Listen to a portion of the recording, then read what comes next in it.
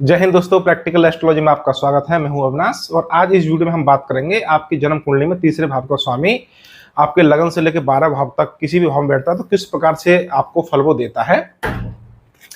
ये आपकी जन्म कुंडली का आपका प्रारूप हो गया। ये कुंडली का पहला भाव हो गया, दूसरा, ये तीसरा। ये तीसरा भाव जो होता है, इस विषय पे हम बात करेंगे। तीसरे भाव के संबंध में इस वीडियो में हम बात करेंगे। तो तीसरा भाव, क्योंकि किसी भावेश का फल बताने से पहले उसका जो बेस होता है उसको समझाना बहुत जरूरी होता है। इसलिए सबसे पहले आपको बता दें कि तीसरा भाव जो होता है वो आपके हिम्मत, साहस, पराक्रम का होता है, आपके प्रयासों का होता है। जो काम आप करने के प्रयास करते हैं उन आपके प्रयासों का होता है।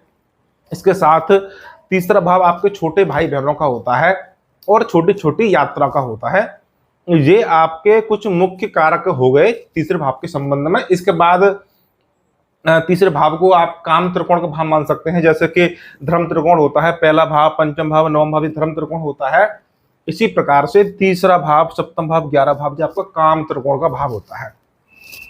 ये भाव आपके मानसिक झुकाव को प्रदर्शित करता है। जिस भाव में कलात्मक गुण की विशेषता होती है और मुख्य रूप से हम पाराशरी नियमों को हम भूलेंगे नहीं। पाराशरी का जो मूल पाठ है उसको भी हमको याद रखना पड़ेगा।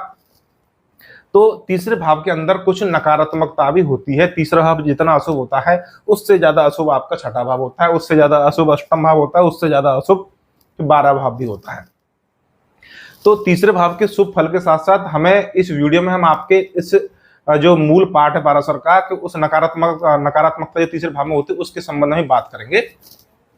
और इसके साथ साथ तीसरे भाव जो होता है वो निजता का होता है, जो सबसे महत्वपूर्ण बिंदु है। और एक और बात, तीसरे भाव की जो प्रेम संबंध में भूमिका होती है उस पर भी मैं चर्चा करेंगे, उस पर भी हम बात करेंगे। जैसे कि आपके पहले भाव का स्वामी वो निज का द्योतक होता है। पहले भाव का जो स्वामी होता है वो खुद को प्रदर्शित करता है। उसी प्रकार से तीसरा भाव बाजुओं का होता है और जानबूझ के किए गए कामों का होता है, यानी कि निज का होता है, सेल्फ का होता है। उसी प्रकार से 11वां भाव जो होता है वो भी निज का होता है, सेल्फ का होता है। इसका अर्थ ये है कि इन भावों का चंद्रमा होता है वो भी आपका लगन की तरह काम करता है, निज का कारक ग्रह होता है, और सूर्य भी निज का कारक ग्रह होता है।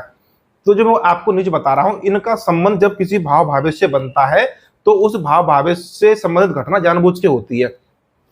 इसलिए जब तीसरे भाव का स्वामी जिस भाव में बैठेगा उससे संबंधित जो घटना होगी वो जानबूझ के होती है, अपने प्रयासों से होती है, अपनी मेहनत से होती है।